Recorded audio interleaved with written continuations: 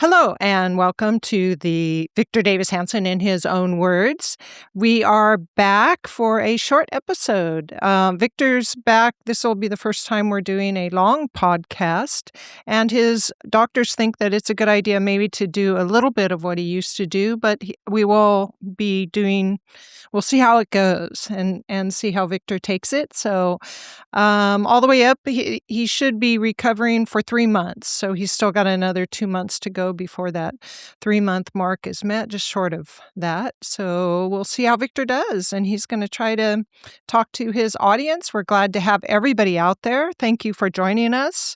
Victor, I know you're not feeling even, you're probably about 50%, but sitting down and talking, maybe you'll be able to do that. Yeah, The doctor, for me, I never had AFib before, and the second procedure, because I had an aneurysm, made a lot of blood loss and trauma to the heart, apparently, and so now they're trying to get the right dose to mitigate AFib, but not to, because I have a naturally low heart rate. I rode a bike a lot and jogged. And at 51 beats, I feel like I'm a lizard or a reptile of some sort. So if I fall asleep here or I sound like I'm drunk, it's just the medicine, beta blocker, which I despise, the medicine. But I'm getting better, I hope. It's just going to take longer than I expected because I had 2 operations instead of 1. yeah, and again, it sounded like your doctor felt that 3 months was a good period to go before you even expected to be 80%. But he also said you might want to try a few things. And so that's why we're here with everybody to do the show and This is some a of the great current experiment. events. Yes, this is the great experiment. All right, let's go to a break and then we'll come back and talk a little bit about the 2028 elections. Stay with us. We'll be right back. Since the founding of America 250 years ago, many things have changed, but some things never do. The commitment of husband and wife, the importance of passing along our values to our children, the faithfulness of God. Some wonder how we can ensure America will continue to thrive. As long as we keep first things first, we've only just begun. America, the beautiful. Welcome back to Victor Davis Hanson in His Own Words. Victor is the Martin and Neely Anderson Senior Fellow in Military History and Classics at the Hoover Institution and the Wayne and Marcia Buskey Distinguished Fellow in History at Hillsdale College. You can join him at his website, victorhanson.com, and come join us there as a subscriber and get the VDH Ultra material, which are exclusive articles, 2 a week, and then still the Ultra video. So Victor has kept up with that through his operation, and I'm sure a lot of you are happy with that. Victor, I wanted to ask you first. I know we have Minnesota going on, but we also this week we had Samantha Guthrie's mother, Nancy. I wasn't sure if you had anything to say on that. I know that's a terrible thing. I don't believe they have her back yet as of Friday today. And we're recording at about 11 o'clock. So I don't know if you had any thoughts on her, and then we'll turn to the 2028 election. Well, it's very mysterious because although she's a well-known journalist, she's not, a big high-profile celebrity. And so there must be thousands of people of equal exposure to the public in journalism, TV journalism, podcast, and everything, So it's odd that they targeted the mother of someone. It suggests to me that someone had knowledge of the family or where the mother or something doesn't fit. It's just like you could take a name out of a hat and just say, I'm going to go after that person's mother or father, but it's not something that we think about. So, Yeah, we wish the family well, yeah, we though, do. for sure. It's tragic. It's crazy. Yeah, it sure is. Well, let's turn then to these 2028. I know it's very early, but it seems to me that the race is coming down to Kamala Harris or Gavin Newsom and Rubio and Vance. And so I wanted to ask a little bit. It seems on the Democrat side, I know that here on the show we often kind of mock the whole idea of Gavin Newsom, i.e. who would vote for him, or Kamala Harris, who would vote for her. But I would like to remind everybody, Kamala Harris lost only by 2.2 million, and Gavin Newsom seems to be more popular than she is. Plus, in this 2028, we have Trump won't be in it. So it's either Rubio or Vance, and neither of them is quite as strong as Trump with his base.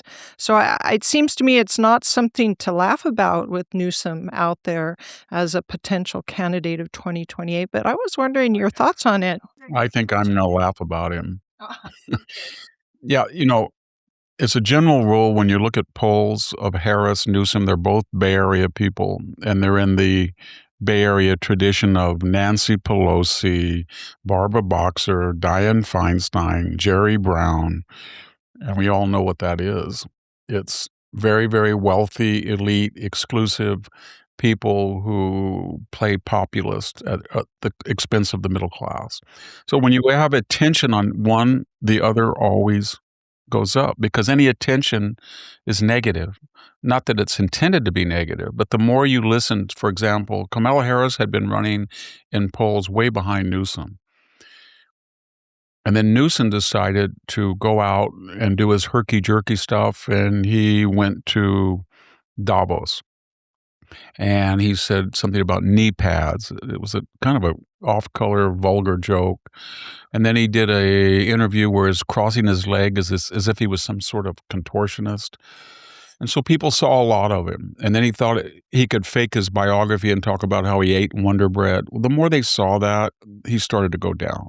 So then she thought that was an opening. So then she went on and talked about Kamala's headquarters and Generation Z. I don't know what but she did the cackle and the craziness and the incoherence. And I'm sure that when you look at the polls next week, the more you see her, she'll start to go down. Both of them have that commonality. If people actually listen to them rather than just photo ops, they don't like them.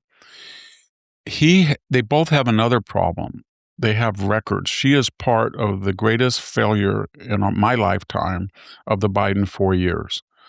So if you look at foreign policy, is she really going to say, I am going to run on the Ukraine war and the Middle East war? Is she going to run on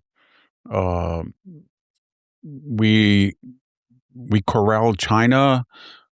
We shot down the Chinese balloon that came over us. Our diplomats were not humiliated in Anchorage.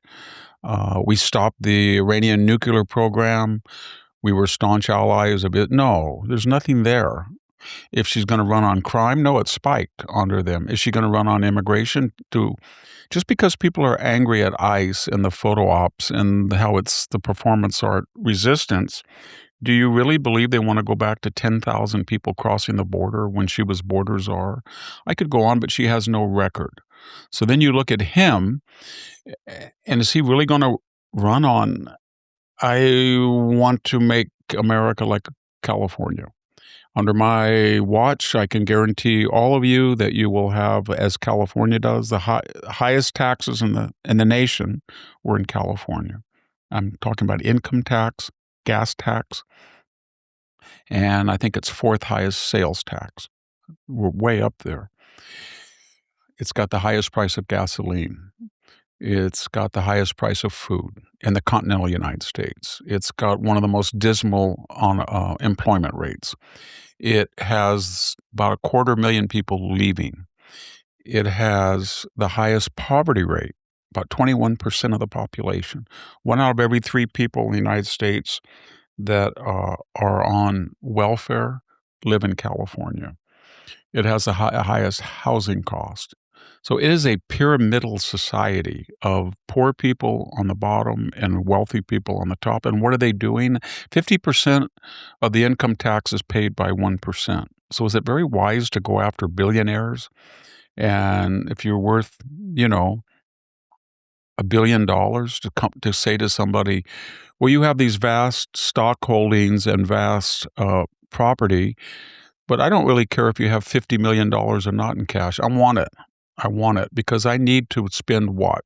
I need to spend more money on what? Illegal aliens, illegal immigration. 27% of the population was not born in California, in the United States, that lives in California. Is there a civic education, assimilation, integration? No. It's separatism. Let's explore reparations. Let's explore giving land back to indigenous people. Let's explore Chicano this. You know what I mean? It's just all tribalism which it cannot afford. But those are winning issues in California. I mean, they have these people in power in California. That's why they're not. That's why you do not see people from California winning national elections. Ronald Reagan was the last person to do it. Jerry Brown couldn't do it. Gavin Newsom will not be able to do it because they've been running a state into the ground. And so you saw that debate with Ron DeSantis that Sean Hannity hosted, and Gavin did his little stick where he does this, and he looks this, and he poses, and he has canned answers that never really fit the question. Here we in California, we're a diverse people, and we're tolerant, and we're trend setting, and and then after about 20 minutes, he was out of the canned responses, and then systematically, it was like a boxing match where a guy throws haymakers and he's really showy, and then the other boxer just weighs him down with punches to the face. And DeSantis just quoted data. We have half your population. He went through the budget, expenditures, debt, taxes. It was all in his favor. And when it was done, Newsom looked like a fool. And I just don't think he's going to be a national candidate. I don't know who they're going to get, because the problem they have a lunatic base that now is the majority of the party. The Squad, shrill Elizabeth Warren, lunatic Bernie Sanders, all of those people, they are 70 on issues. They are 30%. They're not with 70% of the American people. So they only have one thing, and that's Donald Trump. And their strategy is simply threefold. I'm going to create so much chaos. I'm going to shut down the government. I'm going to firebomb a Tesla dealership. I'm going to barricade ICE officers. I'm going to storm a church and disrupt the services. I'm going to tell ICE to get the F out of Minnesota. All of that. Potty words, the video. And then people will say, oh, I don't know who did this, but it was so nice and calm years ago under Obama or Clinton or maybe one of the Bushes, and just make it all go away. I'm like Elliot in True Romance. Remember that? He said, oh, I just can't take it. That's their strategy. Or it's just any little thing that Trump says or any big thing that he says. They'd latch. He wanted to kill NATO people in Greenland. He wants to take over Canada. No, all of the art of the deal, or he's offended the people of Denmark, or he's a Putin's puppet, or he's an Epstein groupie. It's that stuff. Or barring that, it's just anything Donald Trump wants to do, they're going to oppose legislatively. And a lot of the stuff, most of the people want. And so now what are they going to do in the spring? It's almost spring. Record foreign investment, record deregulation, big tax cuts are now in the process, record energy development, record investment in AI, Bitcoin, biological, all these new technologies. The economy grew at 5% in the last quarter, and inflation's down. It's less than the average 3% under Biden. So I just don't see that party has anybody yet that can say, maybe Josh Shapiro. He's a hard leftist, but everybody, because he's not crazy like the rest of them, they think he's a centrist, which he isn't. But if he's going to do like Bill Clinton, and say, I'm going to crack down on crime, I'm going to do, and sound normal, maybe. On the other side, in 2028, if you looked at the polls, Marco Rubio was like 8%, 10%, and J.D. Vance was overwhelmingly. And they both speak well, and you saw what Vance did in the debate with Tim Walz. You saw what he did 30 or 40 times on weekend news shows. He just demolished all of these left-wing newscasters. And Rubio did the same thing when he went before the Senate or the House. They're both good. But Rubio is getting a little bit more traction now. And that, I think, is because there is a perception that J.D. Vance has ties to not the MAGA base, the ultra MAGA base, and that he feels that, I think he's going to have to articulate this. There's a large number of white males, and we've talked about that, a demographic that they were on the wrong end of affirmative action. They tried to go to universities or college. They were always blamed as toxic masculinity. People are racist or sexist or homophobic. And globalization robbed people in the middle class, especially whites that weren't eligible. These were the demographics that died at twice their numbers in Iraq and Afghanistan, and yet were pilloried. Demonizing them. Yeah. Yes. And you can see why they're angry, and a lot of Candace takes advantage of that. Nick Fuentes does. Tucker does. And the problem with it is it has a strong component. Anytime you have a angry group, then you have people who say the Jews did it. The Jews did it. The Jews did it. Israel did it. Israel. And that's not compatible with most of the Republican Party. And so at some key point, and Vance has already come out and attacked Nick Fuentes and said, "Don't talk. You can eat s." Very vulgar. I don't think. By the way, I don't understand this. Both on both parties, I don't understand why you say SHI word or FU if you're the mayor. I don't like it. The mainstreaming of vulgarity. I know we live in a vulgar age, but But when Vance said that Fuentes could eat SHI, he was attacking him because he attacked his wife. So but he's going to have to do more of that. He didn't attack the Groypers because that's nobody knows how large that constituency is. Nobody knows if they really like Fuentes. They do like people who say, you're on the short end of the stick, you don't get affirmative action, there's no programs for you from the federal government, you're the guys that they ask to go in god-awful places like Helmand Province or Fallujah, you're the guys that do the dirty work, clean stuff, you bill, and you never get any credit, your crime rate's below other groups. So that is a disaffected demographic. And he's going to have to find a way to excise the anti-Semitic portion of the leadership that appeals to that group while keeping that group in the fold. Yeah. Rubio, on the other hand, just very quickly, is he's done fantastic. I mean, China's pulling out of Panama. He went down there after Trump did the Art of the Deal fireworks. He went down there and actually hammered out the details to get them out of the entry and exit points. At least they're starting to get out in Panama. He was very crucial in the Venezuela thing. I think he'll be very crucial if Cuba, something's going to happen in Cuba. They don't have any fuel. They don't have any money. And he's very calm when he goes before the Senate and the House. As I said earlier, it's a tutorial on how to deal with these pathetic egos on the Democratic side. So I don't know what's going to happen, but you get the sense that Rubio, and then there's the electoral consequences. I don't think well, I'll have to look at my history, but I don't know of a case offhand where a sitting vice president under one president has come back to have another term under another president. So when Trump as says vice president, we've got two great people, Vance and Rubio, he never says it, but the subtext is that Vance would be the top of the ticket and Rubio would be the bottom.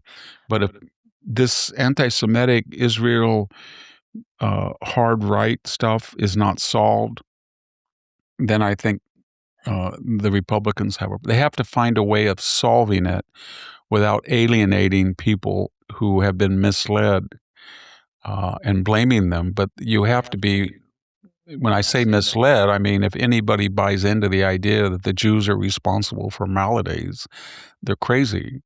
And, I think maybe part of it is they say, well, Jewish people are 75% Democrat. That's changing.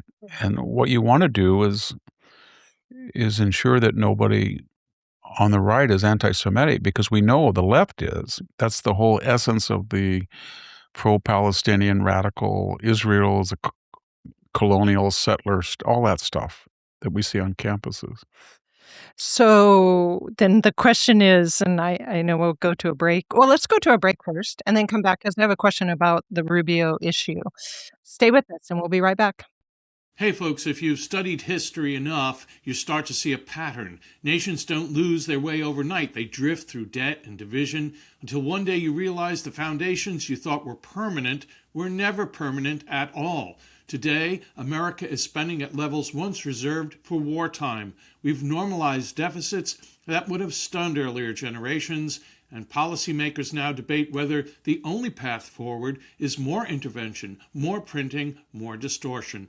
But here's the historical truth. Every society that pushed its currency beyond discipline eventually paid a price. The wise never waited for collapse. They prepared for the correction.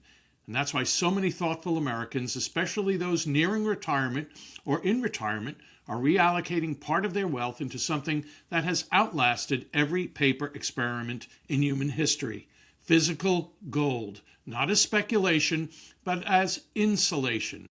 Reputation matters, which is why we're partnering with Allegiance Gold, a company distinguished by integrity, reliability, and an A+ rating with the Better Business Bureau. For years, they've guided Americans through transparent education and long-standing relationships built on trust. And right now, they're extending a special Liberty offer for our listeners to help you get started with real gold, whether your funds are in a retirement account or sitting in a bank. If you believe that the best time to reinforce your position is before the storm becomes obvious, 844-790-9191, 844-790-9191, or visit protectwithvictor.com. That's 844-790-9191, 844-790-9191, or visit protectwithvictor.com. History rewards those who take the long view. Welcome back. This is Victor Davis Hanson in his own words. And Victor, we were just talking about the 2028 elections, or potential candidates, I should say. And I was wondering, you and everybody seems to be assuming that Vance would be the presidential candidate and Rubio the vice presidential. But it might make more sense to have Rubio as the presidential candidate. And so you've been suggesting that if Vance can overcome this anti-Semitism that is implicit in some of his relationships, I guess you would have to say, then that would be fine. Maybe Vance could hold it, but Rubio could hold it a lot better. He has a little bit more charisma, I think, than Vance does, and so it's going to be a quandary. I don't know about that. But there was something that's just an ironclad reality. J.D. Vance is not going to be vice president for 4 years under Donald Trump and then turn around and say, I have 4 more years under Marco Rubio. It's just not going to happen. I'm sorry. He's going to run for president, and if he doesn't get the nomination, he's not going to be picked by Rubio. Rubio can be picked by Vance, and he can say, you can serve for 8 years like George H.W. Bush, and then you can come in. Rubio is still young enough, I think in his late 50s, that he could do that in his 60s. They're both very good. They're both very good with the media. They're both very good on the issues. As I said, the only problem that Vance has, I'll give you one example. So it was Holocaust Remembrance Day, and Vance talked, I thought, quite movingly about the tragedy of the Holocaust. But he didn't mention the Jewish people. And, there's 6 million Jews. There was about 1.5 million other people. But there's a tendency now in popular culture for people to latch on to the Holocaust, and they'll say, well, there was 27 million Russians killed. There was 20 million Chinese. Yes, but these were mostly in combat situations or collateral damage through bombing, etc. What was unique about the Holocaust was there was a systematic ideological effort to take citizens that were not combatants and pull them out of every different country, regardless if they were an ally or an enemy of the Third Reich, and then find an industrial way of killing them. Not shooting them initially, not gassing them in with the carbon monoxide. I'm talking about making death camps and using German engineering and expertise to make special types of crematoria and Zygon B, and etc. That was unique. And when you talk about the Holocaust, you have to mention that it was yes, there were people who were slaughtered who were civilians, maybe 8 million, but the majority of them were Jewish people who were selected because of their ethnic background and religion and traditional role in European society as being very successful, competent, good citizens. And that has to be the lesson of the Holocaust. Whereas now, when the Palestinians say there's a genocide, so we had our Holocaust, etc.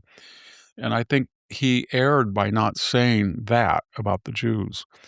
And so I like both of them. I have I'm not preferring one or the other at this point. I'm just saying that the conventional wisdom was that Marco Rubio was not interested. And J.D. Vance was the heir apparent, but the rise of the Groyper, Nick Fuentes, the Tucker Carlson interview has shaken a lot of the, I would call them the more moderate people. I don't know the coalition that makes up the Trump constituency. And what I mean by that is they're going to have to deal with it. And J.D. Vance is going to have to find a way to reassure Jewish voters and people who are angry about the new anti-Semitism on the right that he abhors that, and then still find a way to appeal to this lost generation of white males that have been given the short end of the stick because of globalization and wokeness and DEI and the whole radical feminism. These people are rapists, toxic masculine, etc. All right, Victor, let's turn then to the Minnesota insurrectionists and some particular events. One of them is Harmeet Dillon is the assistant AG that is going to bring charges against those who went into the church and stopped the church proceedings, along with Don Lemon. And she says they are going to bring charges against Don Lemon. They've arrested 9 people on this invasion of the church, and that their charges are going to be on violation of civil rights. Do you think that there's going to be any traction in what Harmeet Dillon's up to? I do, because what's the alternative? So Don Lemon's argument, first of all, Don Lemon is self-incriminating. He's on tape talking about with the leaders of this demonstration, and I think even before that day that it actually occurred, the violence. And the way he talks and refers to himself, he sees himself as integral to that demonstration. And so if you don't arrest, indict, prosecute Don Lemon, you're basically saying that people, because he said so. He said he had a First Amendment right, free speech. So what he didn't say was, I, Don Lemon, and now to proclaim myself a journalist, so I can go into a church and participate and aid and abet people who are invading private property. They're disrupting a religious observance. They're shouting and silencing them. They're terrorizing children. And in some cases, they're blocking entrance and exits. And that's my right to do that because I now declare that I'm a journalist. It doesn't work that way. So you have to prosecute him to say to all people, you can't go into someone's private religious observance and then disrupt it and say that that is an expression of the First Amendment rights of free speech, and second, that you can proclaim yourself a journalist. I mean, I'm as much. He doesn't work for CNN. He doesn't have press. I'm doing a podcast right now, just like he is. So I'm a journalist. So can I say, there's a a local mosque. I'm going to go into this mosque and just break in and say, you people support Sharia law. You don't give women full rights. You're responsible. And I'm going to how long would I last? Nobody would take that seriously. And I'd said I'm a journalist, especially if I had a bunch of crazy right-wing MAGA people. I'm not saying MAGA people would be more likely, but that's what the left would say. And if we went in, they would all be in jail. We saw that in January 6th. They know that. They know if those people had gone into a mosque or a Buddhist service, they would have all been arrested. They know that. It was only because the powers that be in Minnesota think it's okay to go into a traditional Christian observance with mostly white people in attendance, not all, but mostly, and then under the guise that maybe the preacher who was not there, the minister, had ice ties, then that justified it. If you don't prosecute them, then you've sent a message. I mean, this is we learned under the Merrick Garland and Eric Holder Department of Justice that if you're out on the street and you're yelling, somebody wants to go into a Planned Parenthood, to get an abortion, and you yell, "Oh, you're going to hell! You're going to save your soul!" and you're arrested. You're obstructing the entrance. Well, if that's true, and this is important because the left pushed that law through, and the Republicans said, if you're going to push that law through, we're going to add a rider to it that also protects the same type of people, not observing or not trying to facilitate the taking of life with abortions, but the worship in a religious context. So they're going to lose if the only problem will be jury nullification in Minnesota, which people won't listen to the evidence. And, I think Don Lemon said, well, they just went after me because I'm so well known and famous and I'm black and I'm gay. I don't think they went after you at all. I think you went after yourself, and you're not famous anymore. You're infamous. When you say to anybody, Don Lemon, they think of all the stupid things he said, how he was fired. Remember why he was fired? He said basically women that were in their 30s or 40s or 50s were all through, that they were too old, that they aged different. Remember that? You should look at Martha McCallum or Laura Ingraham. And they look a lot younger than Don Lemon, and they're not age-wise, but they look like they're 30 years old. And they're very talented Or still and doing a great job. Megyn Kelly's another person. I mean, you look at when for some ignoramus to get on there and start lecturing people, then double down on it about women are all through or they age differently than men, and it's so sad. It's just crazy. All right. In defense of Don Lemon, if I can say something. Okay, I don't know if I should disclose this, but I was in New York doing the publicity for one of the basic books I had written a few years ago, and Martha McCallum had me do a 10-minute interview. I think it was for either a podcast or maybe it was for her noon show at that time. And this young, handsome man walked up. And he looked about 30, and he hugged her. And I thought, wow, I didn't know any of her family information. And I thought, he looks a little young. I didn't know. I thought she was about 35 or something. And she kind of smiled. And I don't know if she thought what I was thinking or not, but then she said, "Meet my son." I thought, oh my gosh, that's your son? Then I thought to myself, what do I say next? You've got to be 50 then, or something. But she was older than that. But she looks about 30. And when you think what Don Lemon said, it's just so stupid. If I could not to defend Don Lemon because I don't really like him, but I think he was talking about your childbearing years, and a man has much longer term. I know, that's what he was that, talking about, that women, because they can't they go through menopause, so biologically they're spent. But I could say the same thing about men. I could say scientifically, when men get to be about a certain age, there is something called male menopause, and their testosterone levels drop. They start to have a different physiology. and they lose their hair. And if they do sire children in their 60s, 70s, and 80s, there's a much higher chance that of birth defects or genetic problems because of the semen. That's not the right word, but so men go through the same process. They lose muscle mass at about 2% a year.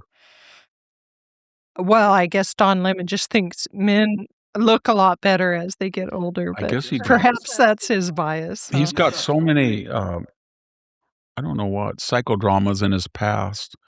He's not a likable person. No, he sure isn't. Well, let's move on then.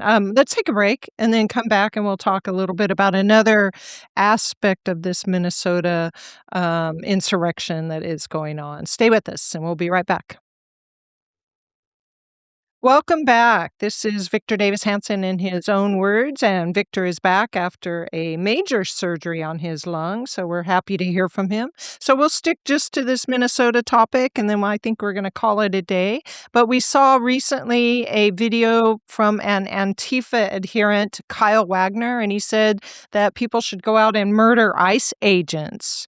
Now, my question about this is, it seems to me if you watch these madmen, as I saw him called by somebody, say these things and influence a lot of people to go out and protest at least, that the Democratic Party should be losing their constituency. But I don't see that happening. They still seem to have that loyal base. And you were talking about the statistics earlier, that these are 30% issues. But what is the 20% that the Democratic Party makes up 50% of our entire population. So what is the 20% actually, the doing? Statistics show that Democrats that used to have almost a 2-to-1 edge have lost that edge. So as far as registered voters, they are approaching levels of Republicans now, maybe even lower in many states, and independents are the largest group. And that's new. And when you look at their popularity, it's only, even with all the bad optics and anger and first-term incumbency problems that they always have with the midterm, that they're not that much popular, if they are popular, than the Republicans. But who is their constituency?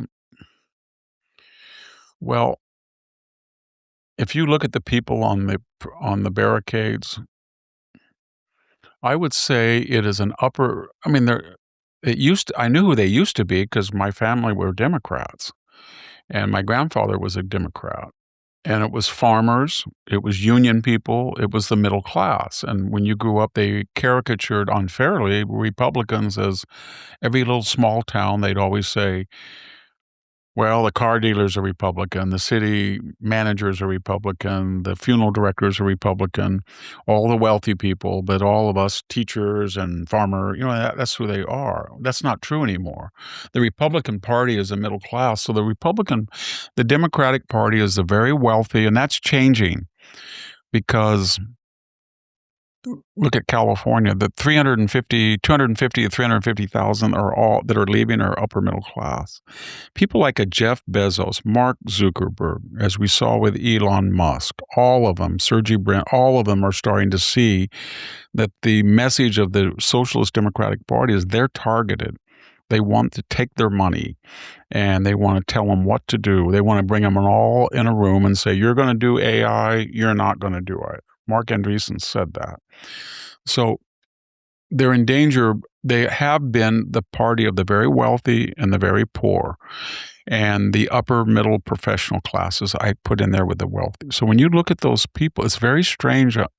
I look at those. They really, I'd say the core, besides, is women, and that's female.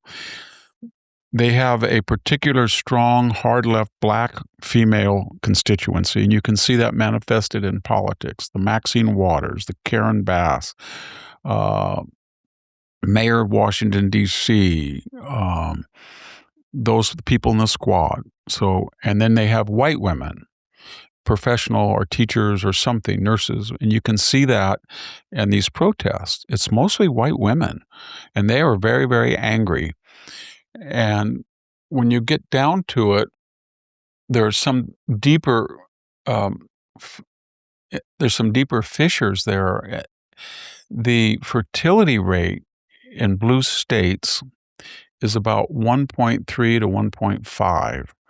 The fertility rate in red states is about 1.7 to 2.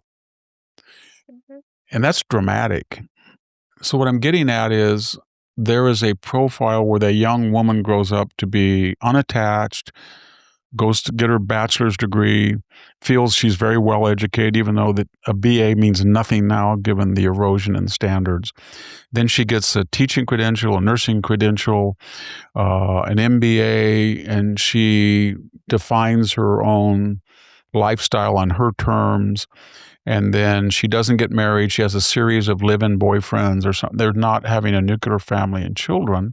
And that gap, that's what got J.D. Vance in trouble when he said cat women, that they have pets. But one other manifestation is political. They vent that anger because, we're all biological people.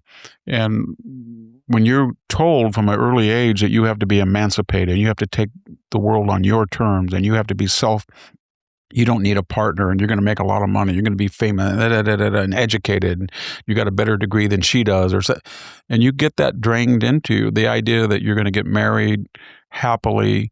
At times you'll be home, at times you'll be at work, you'll raise 2 or 3 children. That doesn't seem attractive. But it is attractive because that renews the species, and you get to see younger people, and people find that they're happier if they either combined a career or just homeschool or something. And that's been very appealing to red states. And they don't want to confront that. But as a party, they're shrinking because they're not reproducing themselves, and people are leaving their confines, and they don't want to live there. And I can tell you, in my own family, and we all grew up on this farm or nearby it, I would say about half have left California, even though they're not always conservative or traditional. They're pretty liberal, but they're basically saying, I don't want to live in this state. And I don't know, I have never asked them why, but I assume because of the prices, the affordability issue, and the crime and stuff like that. And so I don't see the Democrats long-term having much. Right now, they have the ability to create chaos. And they hope that everybody has a short memory, and they remember that Donald Trump, if they say Donald Trump wanted to invade Greenland and fight Denmark, or he offended the Canadians, my best friends, or he said a really stupid thing on Truth, so they think that'll be more resonant than 10,000 people crossing the border with Mayorkas every day saying the border's closed. So I'll just finish by saying Donald Trump doesn't have to do anything new. All of the wheels, the gears are in place for a big booming economy. All they have to do is what Scott Bessant did, and all they have to do is just say, we're going to get 5% growth. We're going to get lower inflation than Joe Biden, but we're going to get it down lower. We're going to produce so much energy. We're going to get a calmer world, and they will. But they don't need to go out and say next thing we're going to go is going to Portland or Seattle. Just don't talk about it, and keep arresting criminals all across the country. And at some point, just say, you know what? We'll get to Chicago. We'll get to Denver. We'll get to, I don't know, we'll get to Philadelphia, but we're not going to get there yet. And then just before the midterms, keep arresting people. The crime will go down. The people of ICE will be welcomed and helped in Tennessee, in Wyoming, in Utah. Just do that. And then Trump can say, well, today we arrested 3,000 criminals, but they're not in the blue states. They don't seem to want to help us. We'll get to them, but don't go in there now. And I think they can still win if they talk about the economy. They don't get into the psychodramas. I understand the art of the deal. You say you might, you might do something in Greenland.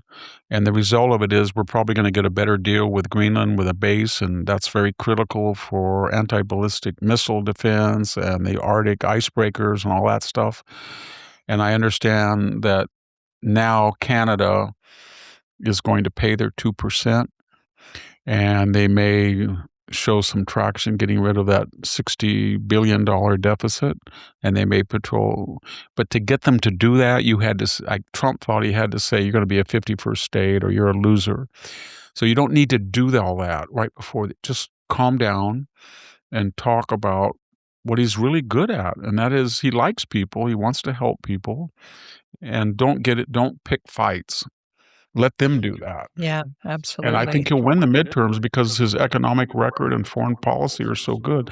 And then I would have people go out. I would send Rubio out to talk. Vance, send them all the people. They're all good spokespeople, and explain the economic platform.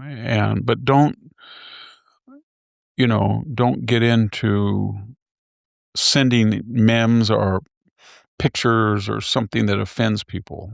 Like the Rob Reiner, that kind of stuff. It doesn't, It's not because working. he's going to have to win the independents. Yeah, absolutely. And it sounds to me, given our conversation, and this is to the audience, that Victor feels that not only could Vance or Rubio ticket be very successful in 2028 just in and of its own merits, but also because the Democratic Party is breaking up a bit, and those independents may choose to go that way rather than They get the Gavin fixated on Newsom way. things that are, as I said, the average independent doesn't want his daughter competing with somebody who's 6'2", who says he's a woman, slamming a volleyball down her throat.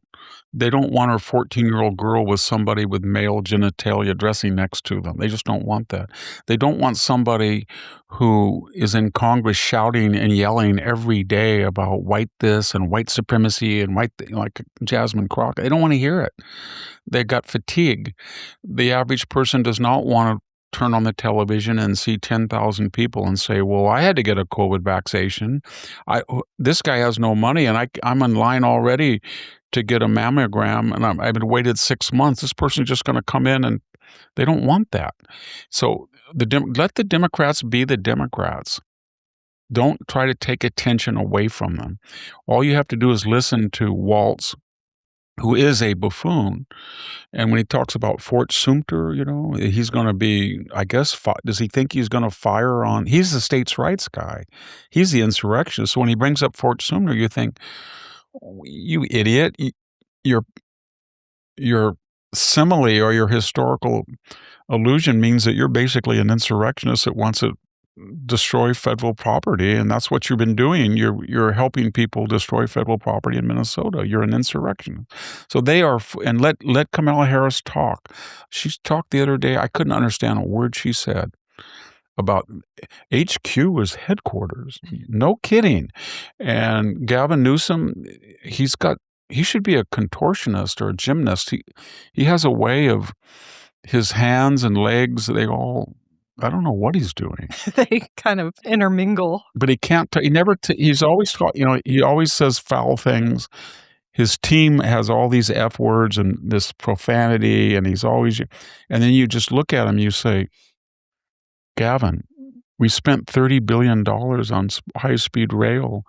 We don't have 1 foot of track laid. It's a disaster. Gavin, these poor people in Pacific Palisades, 90% of them can't build. You've outregulated everybody. They don't have any chance to get a building permit. They have no insurance solutions. Why don't you try to help them? And Gavin, we're facing another deficit. Why do you give all this to illegal aliens and you don't care about the people who are citizens? Gavin, have you seen what the 99 freeway is? We just had 59 cars where it goes from 3 lanes to 2 in the fog. It was a disaster. People are getting killed every day on this. And can't you at least say to California, we will have 3 lanes in every directions on all major north-south? He can't do any of that. He's inept. And so I just think that they don't have a candidate. They don't have the issues. Have you noticed one thing? They never say, Amy Klobuchar, or when you see Bernie Sanders, or you see Chuck Schumer or the Squad, and they say they're going to shut down the government, they never say, this is our contract for America. Here's our ideas on immigration. We want to let in X amount of immigrants. Here's what we want to do with the wall. Here's what we want to do with crime. Here's what we want to do with voting integrity. Here's what we want to do abroad. They never say, because they know if they were explicit, nobody would want it because they're ideologues. And they really don't, a lot of them don't like the United States. They feel it was toxic at its birth and it got worse and it's A lot of the aging. people you mentioned, though, also just have kind of air whistling through their head anyway. So the Squad, most of them are not the smartest people on the corner anyways.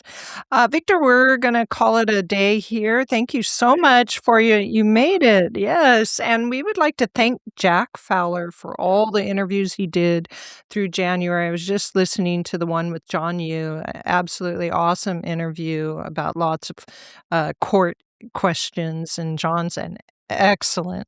I was looking at my watch too much because I was trying to make sure my heart rate was 50 because I've had the correction for AFib has been too, I've been slowed down to something I've never been slowed to. I hope I wasn't too lethargic, lizard-like. Yes. No, you were not. So thank you very much, Victor Davis Hanson, and thanks to the audience for joining us. Thank you, everybody, for listening. We'll see you next time. This is Sammy Wink and Victor Davis Hanson, and we're signing off. Thank you for tuning in to the Daily Signal. Please like, share, and subscribe to be notified for more content like this. You can also check out my own website at victorhanson.com and subscribe for exclusive features in addition.